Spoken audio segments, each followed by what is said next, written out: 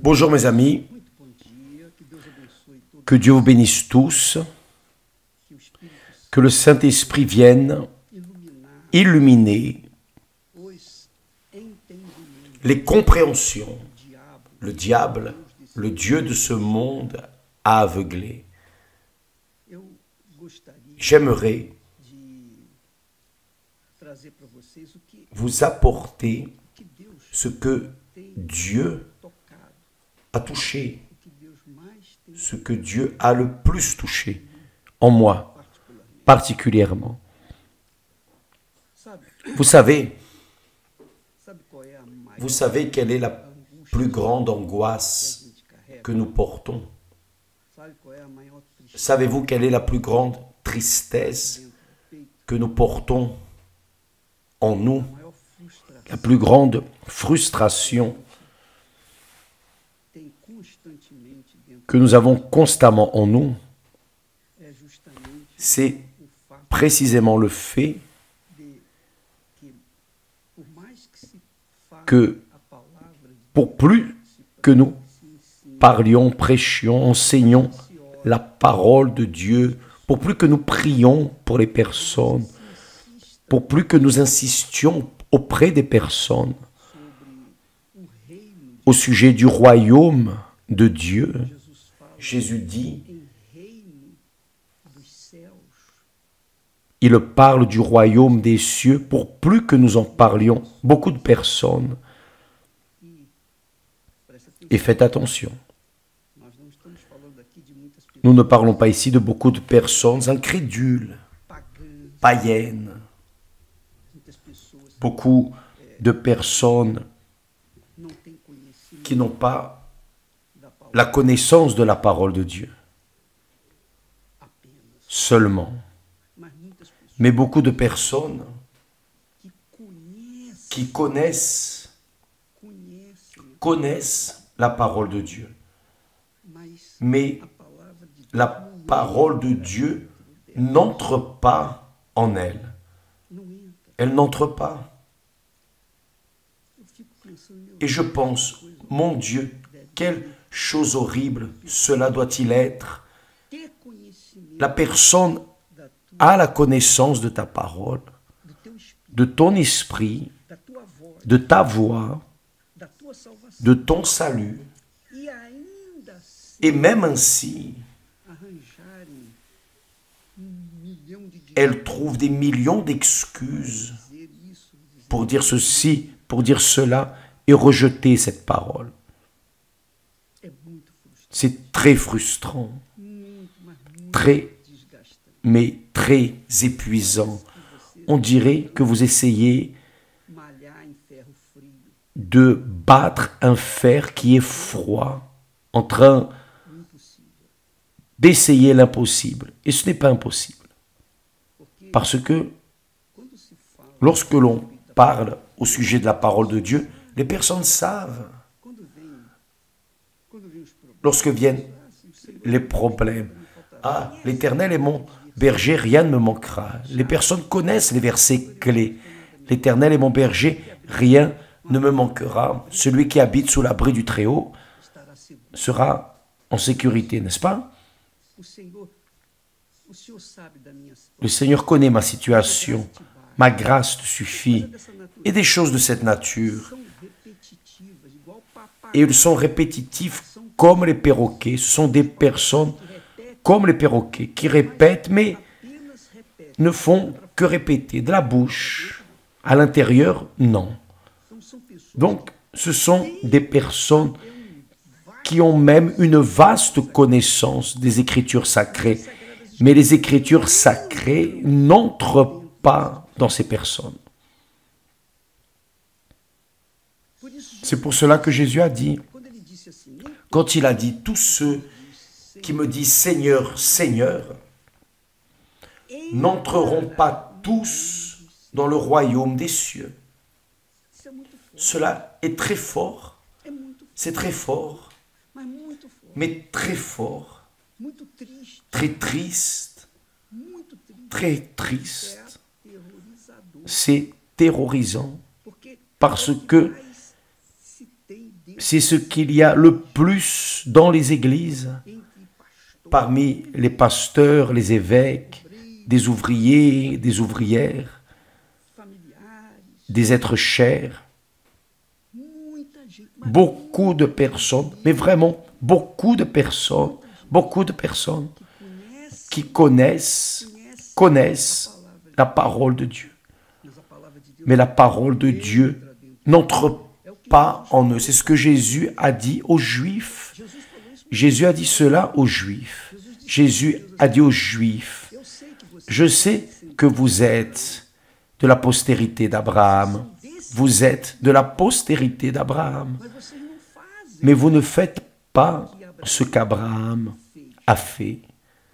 Donc, vous n'êtes pas enfant d'Abraham. Ma parole n'entre pas en vous. Ma parole n'entre pas. Et c'est ce qui arrive d'une manière générale dans le monde entier,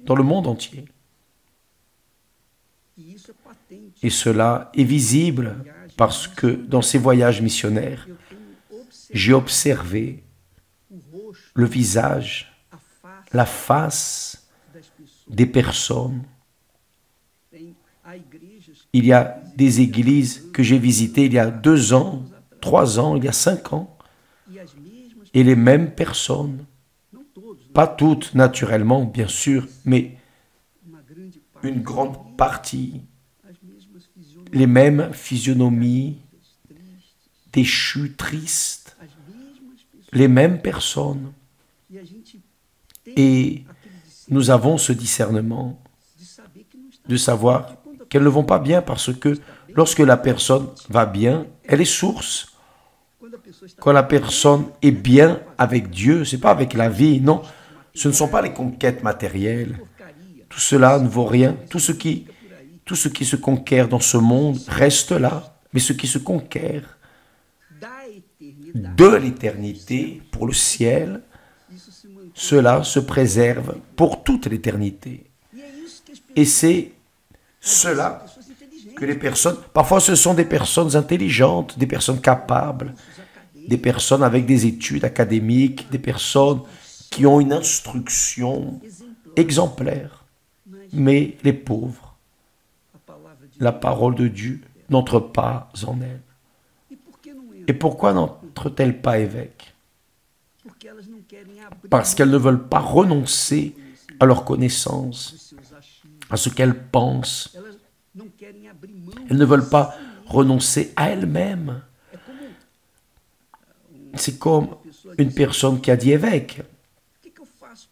Que dois-je faire pour recevoir le Saint-Esprit? Pour recevoir le Saint-Esprit, vous devez tout livrer, c'est votre vie entière. Vous ne pouvez pas vouloir le royaume des cieux et livrer le petit règne, un petit règne, petit de votre vie. C'est tout, toute votre vie, c'est tout contre tout, ou c'est ou ce n'est pas, ou ça passe ou ça casse. Nous ne sommes pas là, Jésus, ce n'est pas moi, Jésus ne parle pas ici d'une petite vie pour quelques années, pour 50, 70, 90, 100, 120 ans, non. Il parle d'une vie éternelle. Ceux qui me disent « Seigneur, Seigneur » n'entreront pas tous dans le royaume des cieux. Il a dit aux Juifs, « Je sais que vous êtes de la postérité d'Abraham, mais vous n'êtes pas fils d'Abraham. C'est pour cela que ma parole n'entre pas en vous. Je sais que vous êtes de l'Église, que vous vous dites chrétien, que vous avez déjà été baptisé d'eau. Comme par exemple, moi aussi, au début de mon parcours, j'ai été baptisé plusieurs fois, jusqu'au jour où j'ai vraiment été baptisé. Donc, vous avez été baptisé, etc. Mais vous continuez à vivre dans le péché. Vous continuez à servir le péché. Tant que la personne vit dans le péché, elle sera en train d'être servante du péché, prisonnière au péché, prisonnière de l'enfer, prisonnière au martyre, à la souffrance éternelle. Cela est écrit. Il n'y a rien d'autre à faire. Elle ne sera sauvée.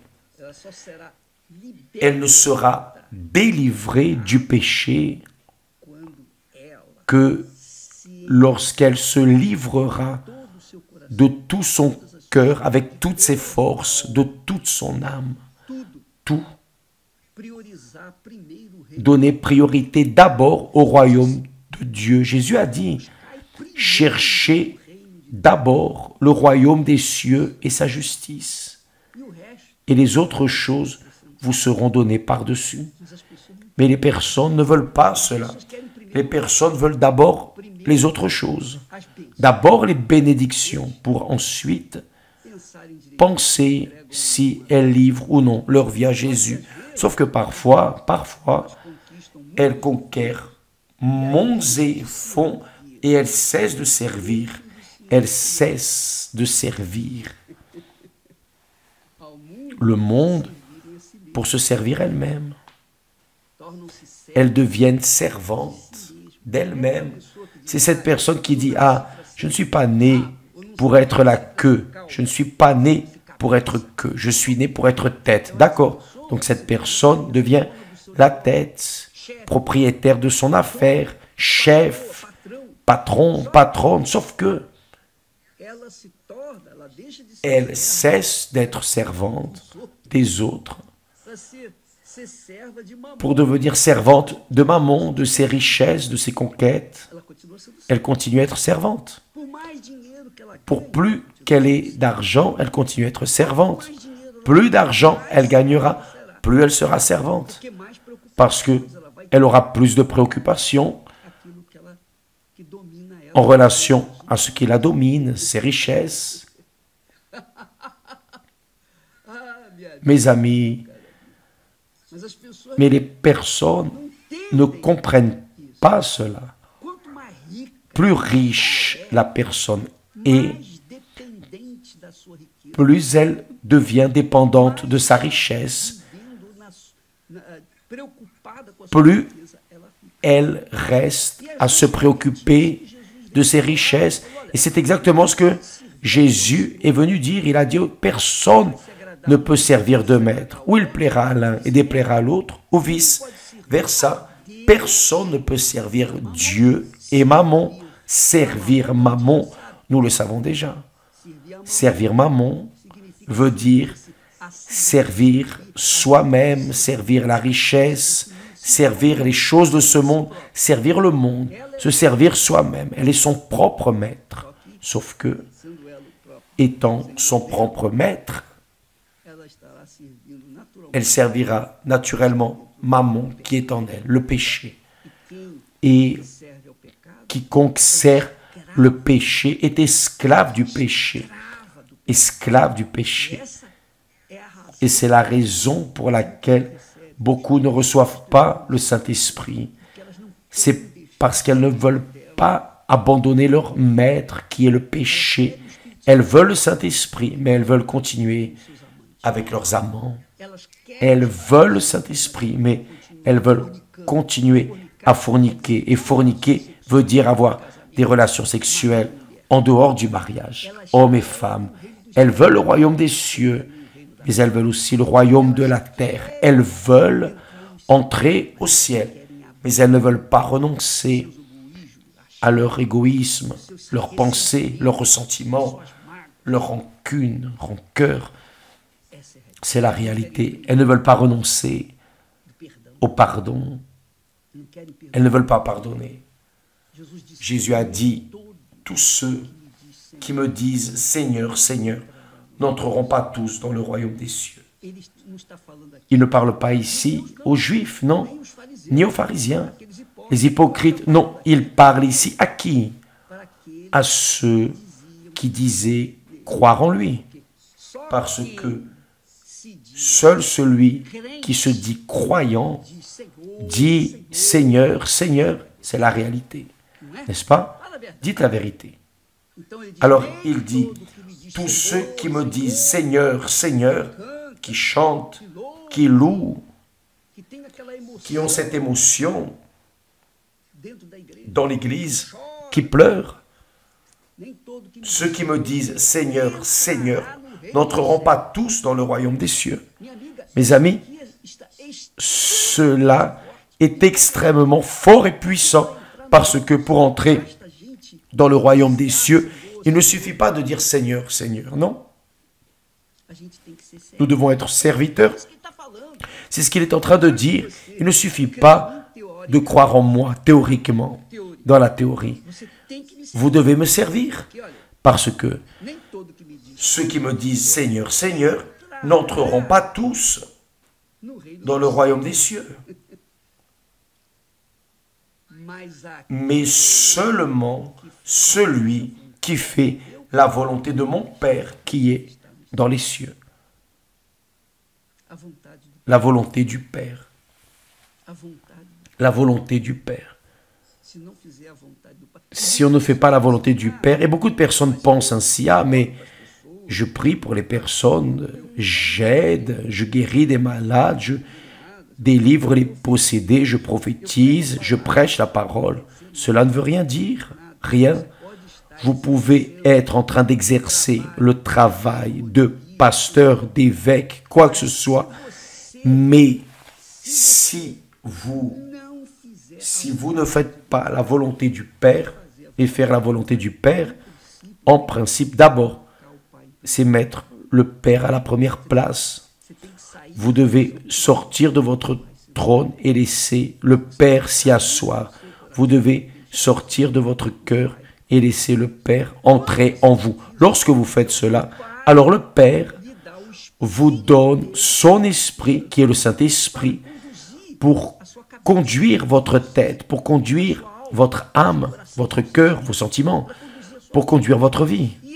Et alors, oui, vous allez aimer le prochain comme vous-même. Mais cela n'est possible qu'avec l'exercice de faire la volonté du Père, d'obéir à la voix du Père. Je me rappelle, laissez-moi vous dire, peut-être que cela vous aide, mais ça ne coûte rien. J'avais 17 ans, plus ou moins, lorsque j'ai eu accès à la parole de Dieu. Je n'avais jamais eu de connaissance. Et de mes 17 à mes 19 ans, je luttais contre moi-même. Ce n'était pas un jour, 2 jours, 2 ans, au moins. Parce qu'à cet âge, évidemment, j'avais des rêves, des projets personnels, comme tous les jeunes, tous les adolescents ont, n'est-ce pas? Et chaque fois que le pasteur disait « Qui veut donner sa vie à Jésus? Qui veut accepter Jésus comme son Seigneur et Sauveur ?» J'étais là, moi, avec la main levée, je veux. Donc, dans l'église, je voulais. Mais en dehors de l'église, non. En dehors de l'église, je voulais vivre ma vie. Je voulais donner suite à la réalisation de mes rêves. Dans l'église, je disais oui, je disais Amen. À l'église, je disais Seigneur, Seigneur. Mais là dehors, je laissais le Seigneur de côté et je suivais ma volonté, mes désirs, mes rêves, mes projets personnels. Alors je suis resté dans cette guerre entre moi comme Seigneur de ma vie et Jésus comme Seigneur véritable. Et lorsque sont venus les problèmes, les douleurs, lorsque j'ai été mené au fond du puits, là, je me suis rendu compte qu'il n'y avait pas d'autre sortie. Il fallait que j'oublie mes propres rêves. Il fallait que j'oublie mes projets personnels. Il fallait que j'oublie tout. Il fallait que je mette Jésus comme mon premier. Ça n'a pas été du jour au lendemain. Mais lorsque je l'ai fait appuyé sur cette parole où Jésus dit: pourquoi gagner le monde entier et perdre son âme? À quoi cela sert-il? Que sert-il d'être à l'église, de dire Seigneur, Seigneur, et d'aller en enfer? Que sert-il?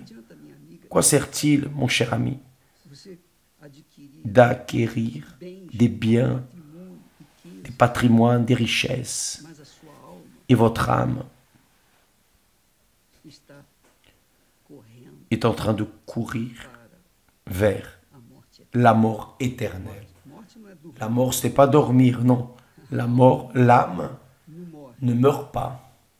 L'âme vit éternellement, avec Dieu ou avec le diable, mais elle vivra éternellement. Et qui décide si c'est avec Dieu ou non? C'est vous, c'est chacun de nous. J'ai décidé, oui, j'ai dit oui, Seigneur. Un jour, je suis arrivé, j'ai dit oui, Seigneur. Aie miséricorde de moi. Et Dieu a eu miséricorde. Depuis ce jour, à ce moment, lorsque j'ai connu, lorsque j'ai reconnu, lorsque je l'ai reconnu comme mon Seigneur véritablement, parce qu'il m'a retiré du fond du puits, il m'a fait voir l'enfer qui m'attendait. Depuis ce jour, j'ai dit, Seigneur, je ne veux plus vivre. Maintenant, ce n'est plus une question de réalisation. Je veux mourir, littéralement. Je veux mourir. Je ne veux plus vivre. À 19 ans, j'avais une vie entière devant moi, mais je ne voulais plus vivre. Alors j'ai dit, Seigneur, je ne veux plus vivre parce que je ne veux pas prendre le risque de perdre cette grandeur que tu viens de me donner. S'il te plaît, enlève ma vie. Parce que je ne sais pas si je vais maintenir cette grandeur avec moi. Et le Saint-Esprit, évidemment, a fait le travail. Il est venu, il a fait sa demeure en moi. À partir de là, je ne voulais plus vivre pour moi, ni pour le monde, ni pour des rêves, des objectifs personnels. Je voulais vivre pour mener à d'autres personnes, par exemple, vous qui êtes là, vous qui me regardez en ce moment. Je voulais vous dire que seul le Seigneur Jésus-Christ, lui seul, peut faire de vous une personne épanouie, mais cette réalisation commence à l'intérieur de vous. Il veut faire sa demeure, il veut régner en vous. Il veut conduire vos pensées, il veut conduire votre cœur trompeur, il veut conduire votre vie entièrement pour qu'à travers vous, lui, son nom, soit sanctifié ici sur terre. Le nom de Jésus est sanctifié au ciel, mais ici sur terre, c'est seulement à travers ceux qui ont le Saint-Esprit comme guide de leur vie. Et depuis ce jour, ce temps, depuis mes 19 ans, est née une passion pour les âmes. Non pour les choses de ce monde, mais pour les âmes. Parce que tout dans ce monde passe, termine, cesse. Je me rappelle lorsque j'avais 19 ans, ma force était une. Aujourd'hui, j'ai 78 ans. 78 ans, donc 59 ans que nous vivons pour servir le Seigneur. Donc, mes amis, je parle du fond de mon âme. Il ne suffit pas de dire « Seigneur, Seigneur ». Il ne suffit pas de donner la dîme fidèlement, de donner les offrandes. Non, ne pensez pas que les offrandes vont garantir notre salut. Ce qui garantit notre salut, c'est notre abandon la rémission, notre dévouement pour que le Saint-Esprit vienne faire sa demeure en nous. Donc il n'y a pas d'excuse. Ah, mon mari fait ceci, fait cela, mon épouse, je ne sais pas quoi, mes enfants, mes parents, n'ayez pas d'excuses. Il n'y a pas d'excuses. Le salut est personnel, individuel. Chacun doit décider pour soi-même. Je ne peux pas décider pour mes enfants, ni eux pour moi, ni pour Esther, ni Esther pour moi. Chacun doit décider pour soi-même. C'est votre âme. Comprenez-vous ce que je dis? Jésus a dit, ceux qui me disent Seigneur, Seigneur, n'entreront pas tous dans le royaume des cieux, mais seulement celui qui fait la volonté de mon Père. Et la première volonté du Père est qu'il soit le premier dans votre vie. S'il n'est pas le premier, il ne sera pas le deuxième, il ne fera pas partie de votre vie. Et Jésus conclut en disant, plusieurs me diront ce jour-là, Seigneur, Seigneur, n'avons-nous pas prophétisé par ton nom, fait l'œuvre, manifesté les dons, n'avons-nous pas chassé des démons par ton nom, et n'avons-nous pas fait beaucoup de miracles par ton nom, c'est-à-dire les dons, guérir, délivrer, faire des merveilles.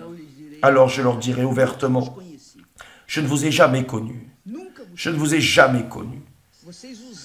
Vous avez utilisé mon nom, vous avez utilisé ma parole, vous avez utilisé l'autorité de mon nom, du pouvoir de ma parole. Mais vous ne m'avez jamais servi. Jamais.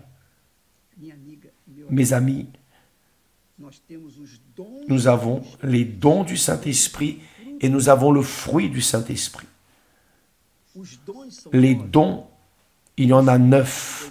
Les fruits, disons ainsi, il y en a 9 aussi.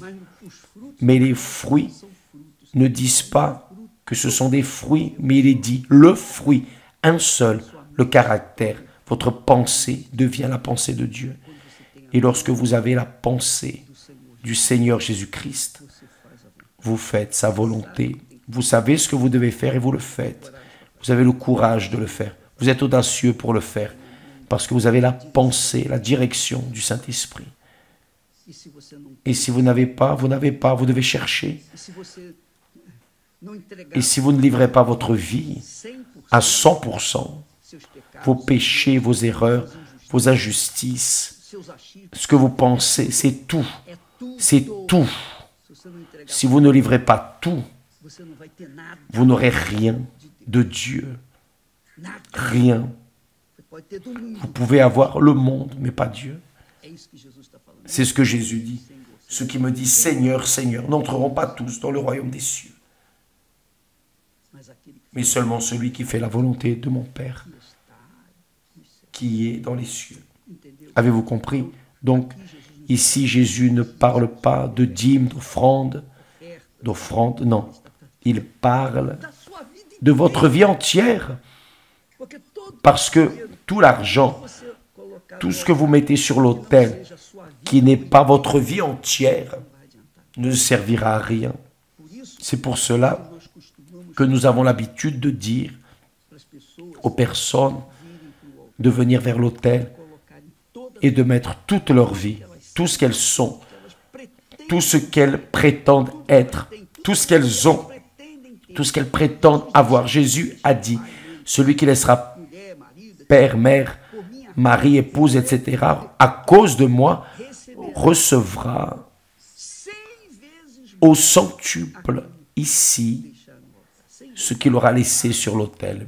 100 fois plus de maisons, famille au centuple, père, mère au centuple, enfant au centuple, non femme, non épouse, ni époux, mais tout, au centuple, grâce à Dieu.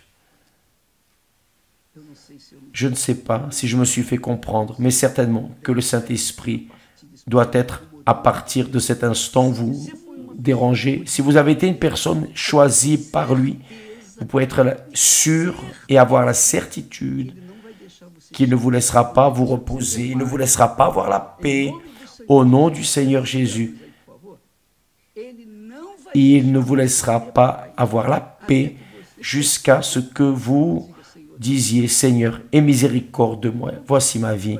Maintenant, ce n'est plus ma fille, mon fils, mon père, ma mère, mon épouse, mon mari, non, c'est moi, je me livre, je me rends. Là, oui, lorsque vous donnez tout de vous, tout votre intérieur, vous allez recevoir tout ce que le Saint-Esprit est en vous. Que Dieu vous bénisse au nom du Seigneur Jésus. Amen.